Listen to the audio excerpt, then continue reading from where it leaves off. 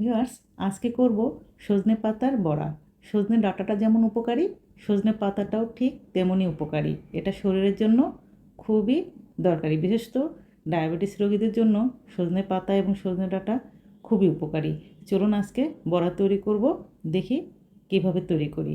আমি এখানে বেশ কিছু সজনে পাতা নিয়ে নিয়েছি, আর এখানে নিয়েছি মুগ ডাল এবং মসুর ডাল। খুব ভালো মতো ধুয়ে ভিজিয়ে রাখলাম, নরম হওয়া পর্যন্ত ভেজানো থাকুক।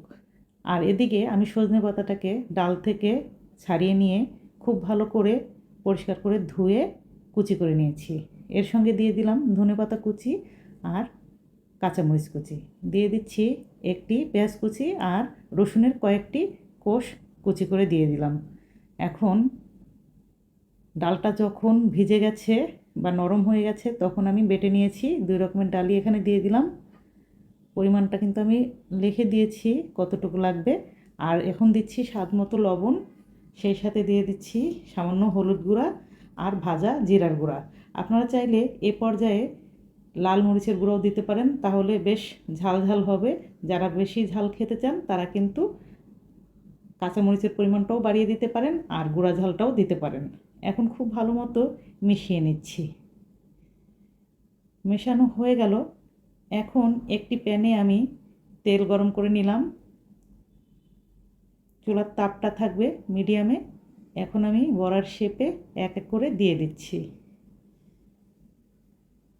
বড়াগুলো আমি মুচমুচে করে ভাজবো, তবে আপনারা একদম মুচমুচে না খেতে চাইলেও সেই অনুপাতে ভেজে নেবেন। মিডিয়াম তাপে আমি বড়াগুলো ভেজে নিচ্ছি।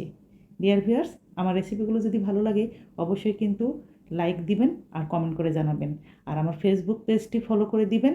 আর ইউটিউব থেকে দেখলে অবশ্যই আমার ইউটিউব চ্যানেলটিকে সাবস্ক্রাইব করে দিবেন। আপনাদের কাছে অনুরোধ রইল। এক পাশ হয়ে গেলে আমি চামচের সাহায্যে উল্টে দিচ্ছি।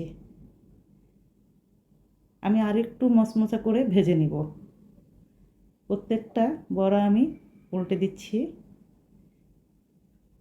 আর এটা কিন্তু আপনারা ভাতের সাথে খেতে পারবেন, অথবা বিকেলের নাস্তা হিসেবেও খেতে পারবেন সস দিয়ে।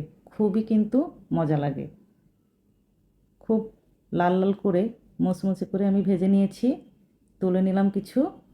এখন বাকিগুলো তুলে নিচ্ছি। দেখুন দেখতে কত সুন্দর হয়েছে। আর রেসিপিটা কিন্তু খুবই সহজ, ইজিলি আপনারা এটা তৈরি করতে পারবেন। আমি একটা ভেঙে দেখাচ্ছি। দেখুন ভিতরটাও খুব সুন্দরভাবে সেদ্ধ হয়ে গেছে। প্রচুর ভিটামিনে ভরপুর এই সজনে পাতা, সুতরাং আপনারা কিন্তু এই রেসিপিটি মাঝে মাঝেই করতে পারেন। সবাই খুব ভালো থাকবেন। আজকে এখানেই বিদায় নিচ্ছি, আবারও কথা হবে আপনাদের সাথে। আল্লাহ হাফিজ।